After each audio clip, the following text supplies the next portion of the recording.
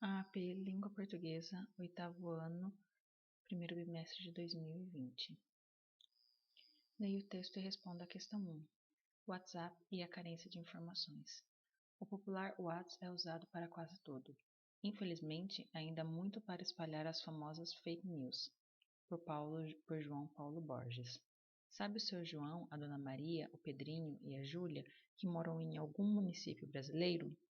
Provavelmente, independente da diferença de idade, eles devem estar entre os 120 milhões de brasileiros que utilizam o WhatsApp diariamente. Dificilmente temos um aplicativo mais utilizado que esse atualmente, seja para trocar mensagens com familiares, amigos, no grupo de trabalho ou para resolver alguma questão pessoal com alguma empresa.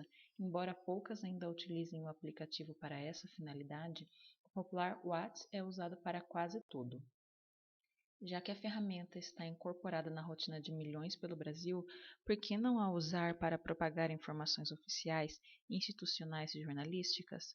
Cidadãos como o Sr. João, a Dona Maria e, principalmente, adolescentes e jovens como o Pedrinho e a Júlia consomem cada vez menos informações de veículos tradicionais, seja televisão, rádio ou jornal impresso. Não quer dizer que eles não sejam bem informados. Questão 1. Os termos em destaque no texto revelam: a. A mudança repentina do assunto sobre a utilização do WhatsApp. B. Uma comparação entre a idade das pessoas que utilizam o aplicativo. C. A alternância do uso do aplicativo para diferentes finalidades. D. Uma dúvida das pessoas que utilizam o WhatsApp diariamente. Os termos em destaque são seja e ou. E eles são utilizados para indicar que as pessoas utilizam esse aplicativo com objetivos diferentes. Ou elas usam com familiares, um grupo de trabalho, ou elas usam para resolver alguma questão pessoal com alguma empresa. Eles alternam usos conforme os objetivos que eles tenham, ou vão alternando usos diferentes. Leia o texto e responda a questão 2. Drácula, Bram Stoker. Capítulo 4. Diário de Jonathan Harker. 24 de junho, antes do amanhecer. Na noite passada, o conde deixou-me bem cedo e trancou-me em meu próprio quarto. Pouco depois, corri para a escada e olhei pela janela que dá para o sul. Estava ali há quase meia hora, quando vi alguma coisa saindo da janela do quarto do conde. Recuei e vi-o sair. Senti um choque ao ver que vestira o terno com que eu viajara para o castelo e levava nas costas o horrível saco que eu vira no aposento das mulheres. Não podia haver dúvida sobre sua intenção. Queria que os habitantes da região atribuíssem a mim o que ia fazer. Resolvi guardar a sua volta e deixei-me ficar longo tempo à janela. Depois comecei a notar que havia pequenas manchas flutuando ao luar. Olhando-as, senti uma espécie de torpor, uma certa calma. Recostei-me. De repente, porém, ouvi uivos de cães no vale, e as manchas que pareciam de poeira começaram a assumir novas formas, enquanto dançavam ao luar. Pareciam fantasmas. Fugi, horrorizado, e refugiei-me em meu quarto, onde me senti mais seguro. Umas 2 horas depois, ouvi um ruído no quarto do conde, como o de um choro, prontamente abafado. Sentei-me na cama, desesperado, depois de ter tentado, em vão, abrir a porta. Enquanto estava sentado, ouvi no pátio gritos agoniados de mulher. Corri à janela. Havia, de fato, uma mulher desgrenhada, de braços estendidos, no portão.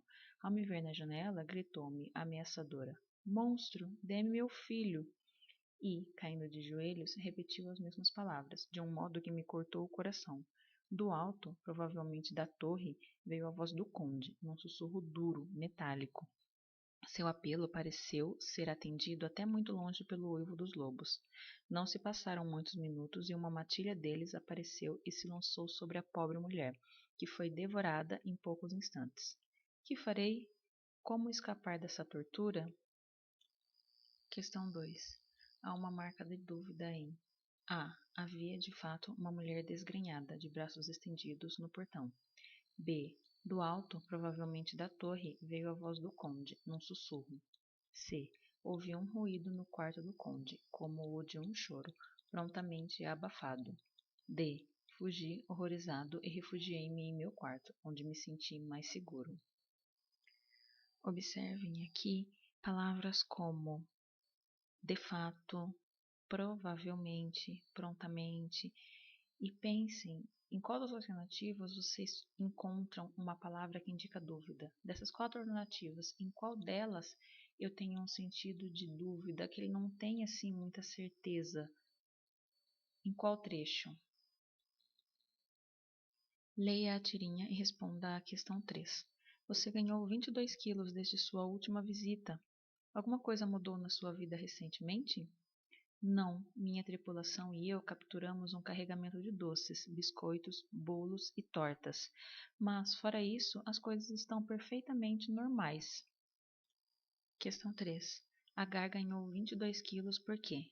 A. Demorou muito para retornar à consulta. B. Manteve seus hábitos alimentares normais. C. Preparou diferentes refeições com a tripulação. D. Comeu muitos doces, biscoitos, bolos e tortas. Aqui é preciso observar na tirinha que o médico pergunta se houve algo na vida dele para ele ter ganhado tanto peso, e ele diz que não, que está tudo normal, tirando o fato de que eles encontraram esse carregamento com muita comida, muita guloseima. E para ele está tudo normal e ele não compreende o motivo dele ter engordado tanto. Então a questão quer saber por que ele engordou. Essa interpretação de texto é bem tranquila. Leia o texto e responda à questão 4. Para evitar que o mosquito da dengue e do zika vírus se crie, é só virar. Faça sua parte, não deixe a água acumular na sua casa. Vire pratinhos de vasos, garrafas, baldes, barris, pneus. Agindo assim, você elimina a água parada, evita a proliferação do mosquito e a gente vira esse jogo. Fieschi Sesi. Questão 4. Para persuadir as pessoas a combater o mosquito transmissor da dengue e do zika vírus, a campanha utiliza A. A cor do vaso de plantas como criadouro do mosquito transmissor. B. O jogo de palavras com significado diferente daquele que deveriam ter. C. A combinação entre imagem e texto de cabeça para baixo. D. O jogo de imagens de diferentes criadouros de mosquitos. Percebam então que aqui, para fazer essa campanha para evitar a proliferação do mosquito da dengue, ele faz um jogo com o fato de que os vasos têm que ficar virados de cabeça para baixo, né? Vasos, garrafas, baldes, barris, os pratinhos dos vasos, com toda a ideia, a imagem que está aqui na campanha. Então, ao mesmo tempo que tem os vasos virados de cabeça para baixo, tem também o trecho é só virar, né, para fazer esse jogo entre imagem e entre palavras, né, e criar toda essa ideia de que essa é a ação necessária para evitar essa proliferação. E aí pensem no seguinte, se ele não tivesse associado as palavras é só virar de cabeça para baixo, junto com os vasos de cabeça para baixo, a campanha teria o impacto que teve? Leia os textos e responda à questão 5. Texto 1. Canção do Exílio. Gonçalves Dias. Minha terra tem palmeiras onde canta o sabiá. As aves que aqui gorjeiam não gorjeiam como lá. Nosso céu tem mais estrelas, nossas várzeas têm mais flores, nossos bosques têm mais vida, nossa vida mais amores. Em cismar sozinho à noite, mais prazer encontro lá. Minha terra tem palmeiras, onde canta o sabiá. Texto 2. Turma da Mônica. Minha terra tem Corinthians, onde canta o sabiá. Minha terra tem Palmeiras. Cada um tem o time que quiser. Questão 5. A paródia no primeiro quadrinho do texto 2 provoca dúvida, humor, tristeza, raiva. Então aqui ele pegou e fez uma paródia do texto original. Se no texto original as palmeiras se referem às árvores, aqui nos quadrinhos elas se referem ao time Palmeiras. Então ele troca Palmeiras por Corinthians e aí faz uma piadinha, esse jogo aí de humor com a questão da palavra Palmeiras. E a intenção da paródia sempre gira em torno disso, né? De zombar, de tirar sarro, às vezes de uma forma mais positiva, às vezes de uma forma negativa, de algo. Leia o texto e responda as questões 6, 7 e 8. Como os videogames viciam o seu cérebro? Vinícius Karazinski. Há muito tempo se fala nos males e nos benefícios que os games podem causar para os jovens. Agora, um artigo publicado pela revista Neurology Now revela alguns dados que mostram que os games podem afetar sim a mente dos adolescentes, seja de forma benéfica ou não. Segundo o artigo, o contato excessivo com jogos eletrônicos pode causar mudanças no comportamento dos adolescentes. O texto faz relação com a dopamina, um neurotransmissor ligado diretamente à dependência em jogos, inclusive os eletrônicos. A dopamina é um estimulante e, segundo o Dr. David Greenfield, fundador do Centro de Dependência de Tecnologia e Internet, a estrutura de recompensa dos games é similar ao de uma máquina caça-níqueis. O jogador insiste para bater um recorde, matar um inimigo muito difícil ou encontrar um item raro em um RPG, sem saber exatamente quando e se vai conseguir atingir esses objetivos. De acordo com a neurologista Judy Willis, o modo como os jogos eletrônicos funcionam é genial. Eles alimentam o cérebro com informações em um modo em que o aprendizado é maximizado. Contudo, a maneira como os jogos recompensam os jogadores é justamente o que pode causar mudanças no cérebro, tanto positiva quanto negativamente. Alguns jogos possuem características viciantes, que são a gratificação instantânea, ritmo acelerado e imprevisibilidade.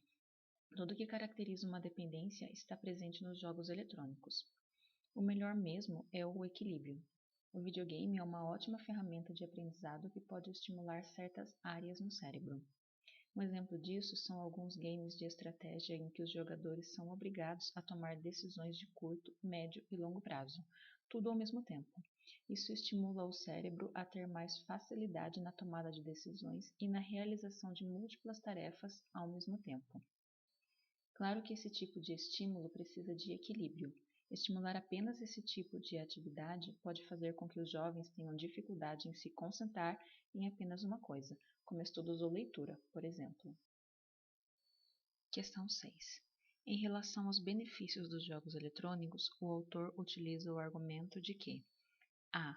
O cérebro tem mais facilidade na tomada de decisões. B. O modo de funcionamento dos jogos eletrônicos é genial. C. As características da dependência estão nos jogos eletrônicos. D. A recompensa dos games é similar ao das máquinas caça-níqueis. Nesse texto, o autor fala sobre malefícios e também sobre benefícios dos jogos eletrônicos. Nessa questão, ele quer saber qual é o argumento que ele utiliza para atribuir benefícios aos jogos eletrônicos. Vocês relendo este parágrafo, vocês vão encontrar o argumento que ele utiliza para falar dos benefícios. Questão 7. Identifica-se uma marca asseverativa afirmativa em A. Videogame é uma ótima ferramenta de aprendizado. B. Agora, um artigo publicado pela revista Neurology Now. C. Um exemplo disso são alguns games de estratégia. D. Claro que esse tipo de estímulo precisa de equilíbrio.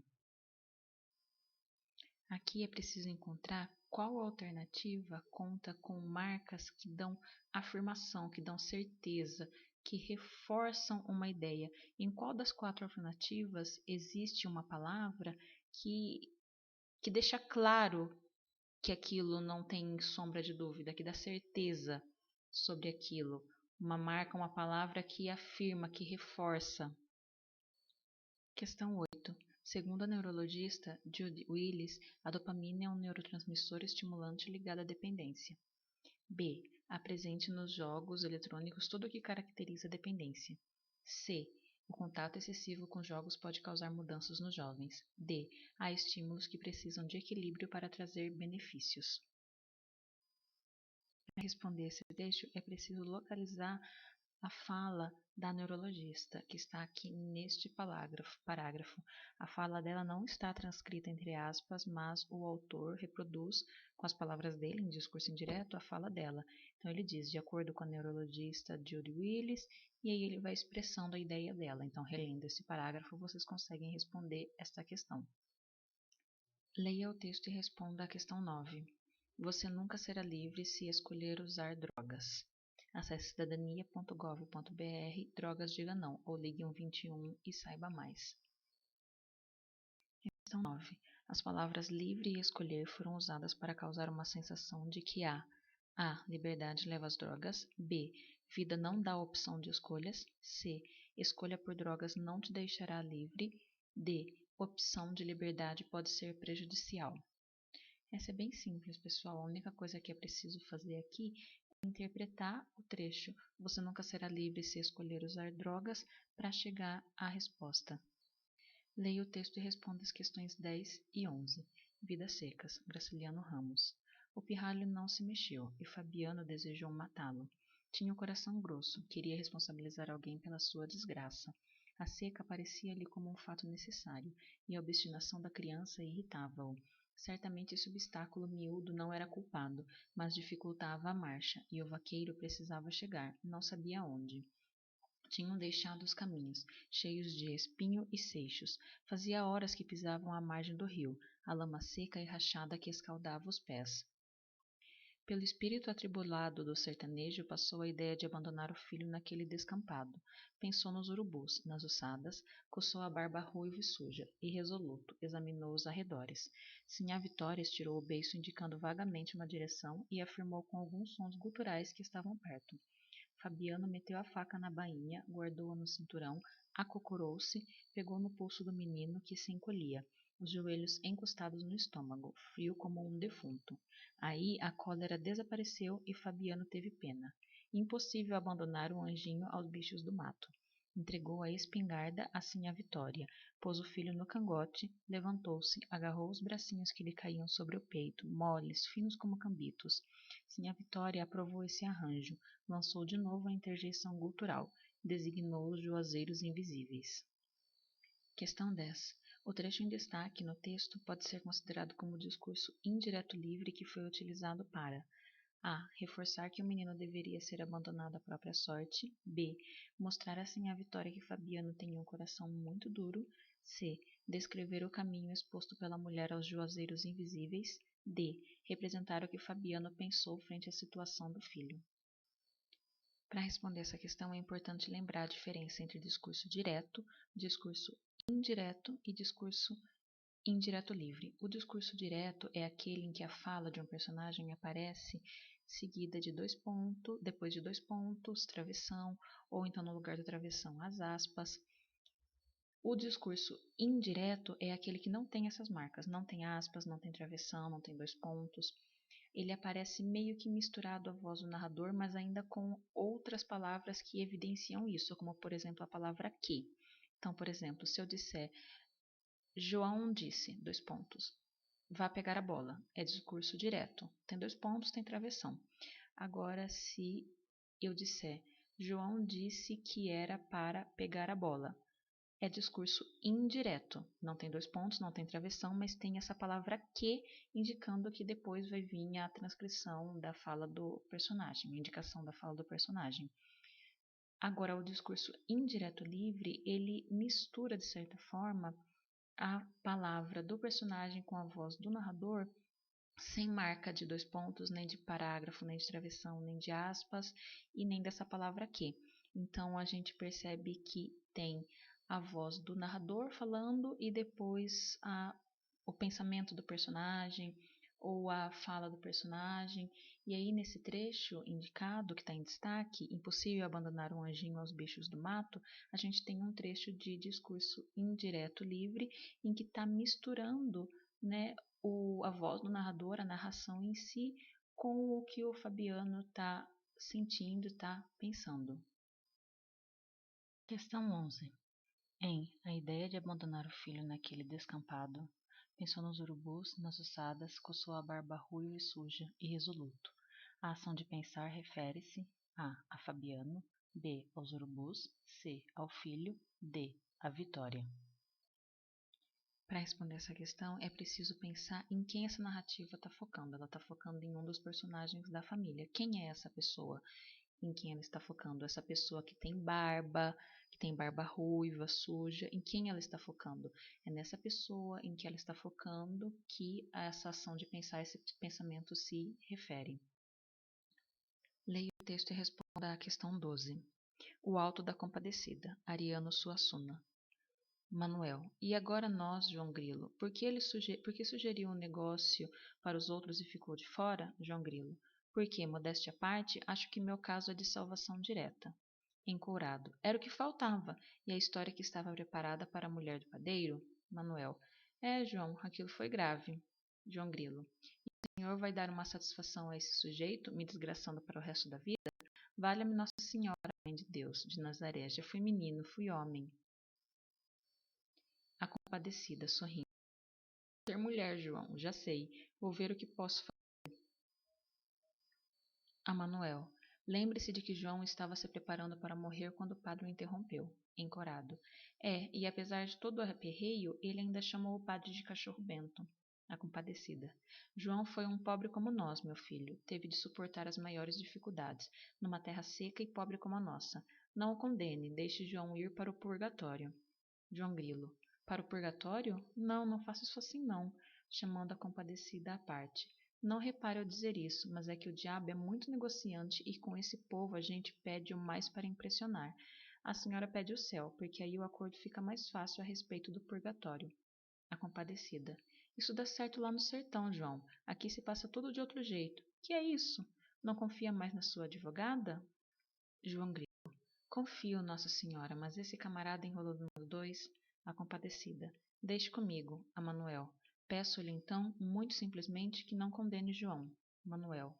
O caso é duro. Compreendo as circunstâncias em que João viveu, mas isso também tem um limite. Afinal de contas, o mandamento existe e foi transgredido. Acho que não posso salvá-lo. Compadecida. Dê-lhe então outra oportunidade. Manuel. Como? A compadecida. Deixe João voltar. Manuel. Você se dá por satisfeito? João Grilo. Demais. Para mim é até melhor, porque daqui para lá eu tomo cuidado para a hora de morrer e não passo nem pelo purgatório, para não dar gosto ao cão. A compadecida. Então fica satisfeito? João Grilo. Eu fico. Quem deve estar danado é o filho de chocadeira. Para se safar do inferno, João Grilo argumenta com a compadecida que a. Compreende os pecados que tem e que ele merece o inferno. B. É preciso pedir o céu para ficar com o purgatório ao negociar. C. Havia preparado uma história para a mulher do padeiro. D. Desconfia que o diabo pretende enganar os dois. Para responder essa questão, é preciso reler essa fala do João Grilo.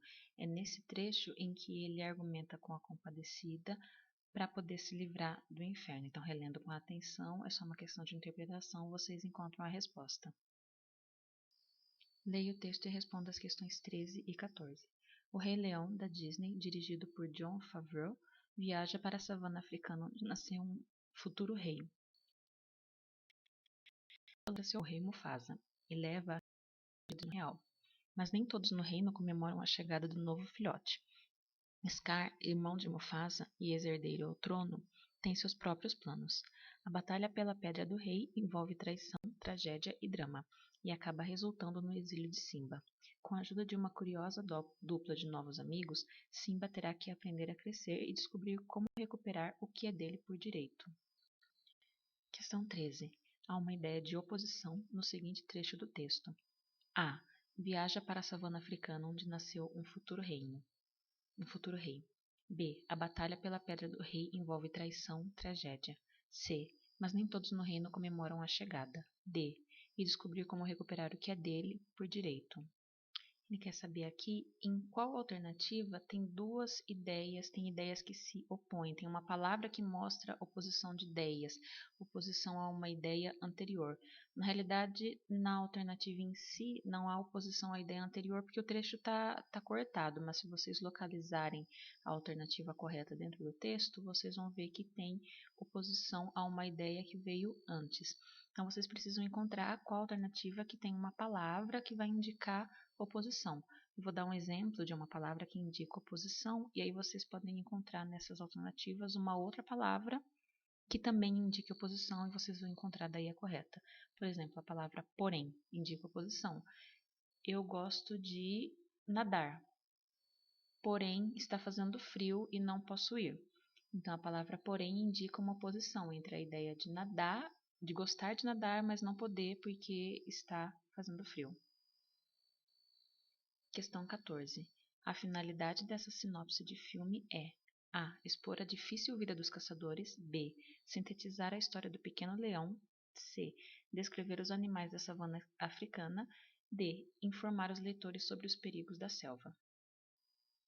Essa é uma questão de interpretação e de compreender para que serve uma sinopse, que é aquele resumo que a gente tem do filme e do que vai acontecer na história para que a gente se interesse e veja. Leia o texto e responda as questões 15 e 16. Rio Tietê. O rio Tietê, cujo nome em língua tupi significa Rio Verdadeiro ou Águas Verdadeiras, é um rio brasileiro do estado de São Paulo, de cerca de 1.150 quilômetros de extensão. Sua nascente localiza-se na cidade paulista de Salesópolis, em plena Serra do Mar, a 1.120 metros de altitude. Apesar dessa nascente estar a apenas 22 quilômetros do litoral, o relevo acidentado da serra obriga-o a correr em sentido inverso, rumo ao interior do estado, na direção sudeste-noroeste, indo desaguar na barragem do Jupiá, no Rio Paraná, no município de Três Lagoas, estado do Mato Grosso do Sul. Merece destaque o fato de que o rio cruza a região metropolitana de São Paulo, em cujas margens localiza-se a Marginal Tietê, um dos principais corredores do sistema viário da maior metrópole da América Latina, Rio Tietê cruzando a região metropolitana de São Paulo. Deixando a cidade de São Paulo, na altura do município de Santana de Parnaíba, encontraremos a usina hidrelétrica Edgar de Souza, a primeira construída ao longo do rio, e próximo a esta, a barragem de Pirapora do Bom Jesus, e ainda, logo a seguir, a usina do Rasgão. Tais empreendimentos muito contribuíram para o amplo fornecimento de energia elétrica na capital. São 62 os municípios banhados pelo rio, e seu leito abrange 6 subbacias hidrográficas.